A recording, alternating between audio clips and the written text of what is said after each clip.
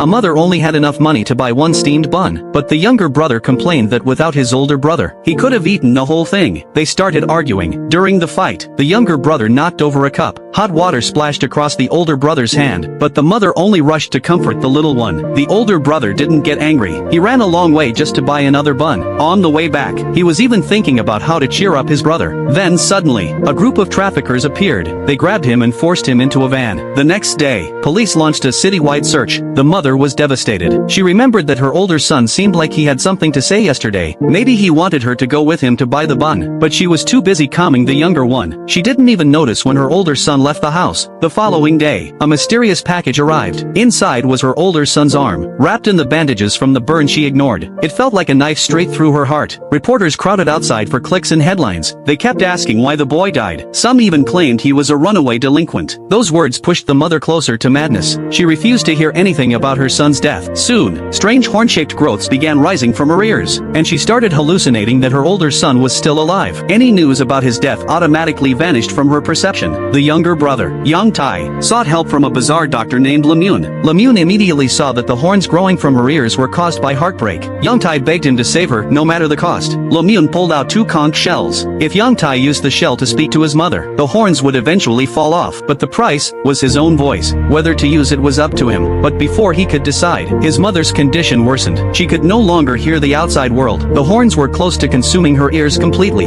Yang Tai rushed back to Lemune for emergency help, but on the way home, he found his brother's handkerchief. He thought maybe his brother was still alive. He ran into the forest to search for him. Lemune followed to keep him safe. They never expected the path to end at a cliff. Yang Tai slipped. He nearly fell. Lemune grabbed him just in time and took the fall himself. He shattered his ankle but still held Yang Tai close, keeping him safe. He told him that the mother clung to the fantasy of her older son being alive, so to heal her heart, something of equal weight had to be placed on the scale, and the only other thing she loved just as deeply was Yang Tai. If Yang Tai called for her through the conch, she would never allow his voice to be stolen, and once she willingly listened to the other conch, the horns would fall away. Right after saying that, Lemune passed out. Panicked, Yang Tai used the conch to call for his mother. Lemune's assistant rushed to their home and explained the side effects. The pearls inside the shell would grow as Yang Tai's voice was consumed. The mother immediately pressed the shell to her ear. The horn snapped open. A flood of information about her older son's death rushed into her mind, but she fought through the pain just to hear Yang Tai calling for her, and in doing so, she watched the hallucination of her older son fade away piece by piece. Before Yang Tai's voice disappeared completely, she finally heard his exact location. Rescuers found both boys. Lemune removed the pearl from the conch and fed it to Yang Tai. His voice returned instantly. Life slowly went back to normal, but the mother still cooked an extra serving, a silent meal for the son she lost. So tell me,